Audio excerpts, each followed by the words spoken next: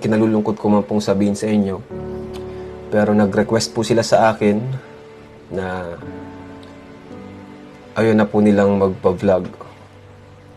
Ayan. Sila po mismo nagsabi sa akin, si Lola at si Lolo, na ayaw na po nilang magpa-vlog sa atin. At sa kadahilan ng mas gusto daw ni Erica na mag-focus muna sa kanyang pag-aaral.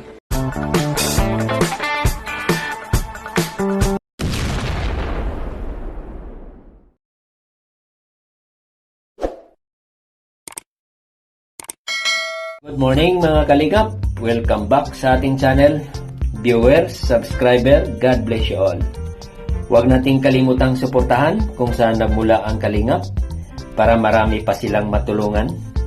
Bal Santos Matubang, Kalingap Rab, at Tiid na Vlog.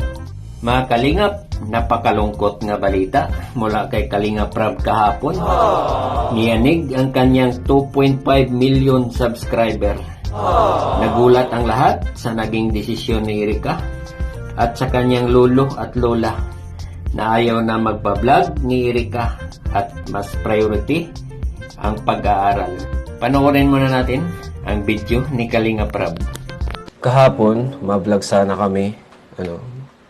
Nag-chat ako kay kina Edu, Erica, na ma-vlog kami kahapon sana.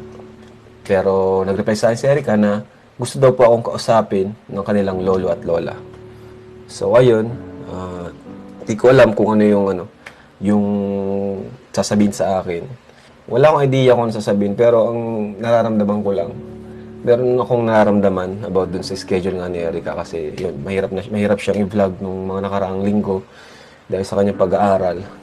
So, nung pagpunta namin, ayun po, kinausap na po ako. Nagkausap po kami nila lola ni Erica. Pero wala si Erica doon kasi siya ay nasa, mayroon silang group project. So, ayun po. Kinalulungkot ko man pong sabihin sa inyo. Pero nag-request po sila sa akin na ayaw na po nilang magpa-vlog. Ayun. Sila po mismo nagsabi sa akin, si Lola at si Lolo, na ayaw na po nilang magpa-vlog sa atin. At sa kadahilan ng mas gusto daw ni Erica na mag-focus muna sa kanyang pag-aaral.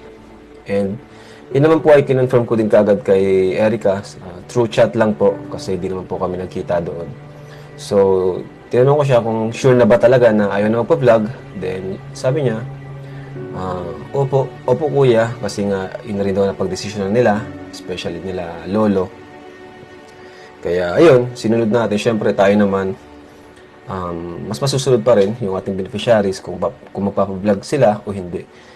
Kung ayaw na po nilang magpa-vlog, wala po tayong and ako, nilarespeto ko yung desisyon nila.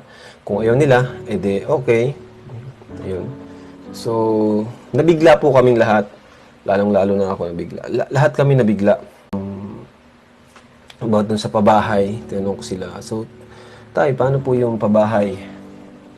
So, yun po. Ang sagot po nila ay, ilaan na lang daw dun sa mga taong mas nangangailangan pa. Yun po yung sagot nila sa akin. Yun namang sponsor ni Sir Jun A. Ang sabi ko nga sa kanila, yun pong sponsor ni Sir Jun A. Bibigay na lang po namin sa inyo. Kayo na pong bahala. Pero sabi po niya sa akin ay, tanungin niyo muna po si Sir Jun A kung papayag. Yun po ang sagot niya sa akin. Kaya, Sir Jun A, kung nanonood po kayo, sana po mag-chat po kayo sa akin or mag-reply kung ano po yung plano dun sa 500,000 na dinonate niyo po para kina Erica. So ayun, tuluyan na kayang mag-disconnect si Erica sa Kalingap. Sa Kalingap Angels, merong nalungkot, lalo na sa mga Erica fanatics. Meron ding masaya, yung mga baser ni Erica. Pero kung yun ang desisyon nila ni Erica at sa kanyang lola at lolo, wala tayong magawa niyan, kundi respetuhin ang kanilang naging desisyon dahil karapatan nila yun. Yun nga lang, ang pagod ng Kalingap, nila ni Kuya Bal, Kalingap Rab, Keyboys, at lalong-lalo na si Ido. Kung ayaw nila, marami namang iba dyan na nangangailangan ng tulong. Sabi nga nila, kung may lalabas, may papasok. So, move on and go to the next. Samantala, talagang nakakalungkot dahil kung ito ay prank lamang, hindi ito magandang biro dahil isang Idrika fanatic ay na-ospital dahil hindi nakayanan ang naging desisyon ni Erika. Dahil talagang episode 1 to episode 32, nakasubaybay na ito. Kaya ito ang comment sa isang Idrika fanatic.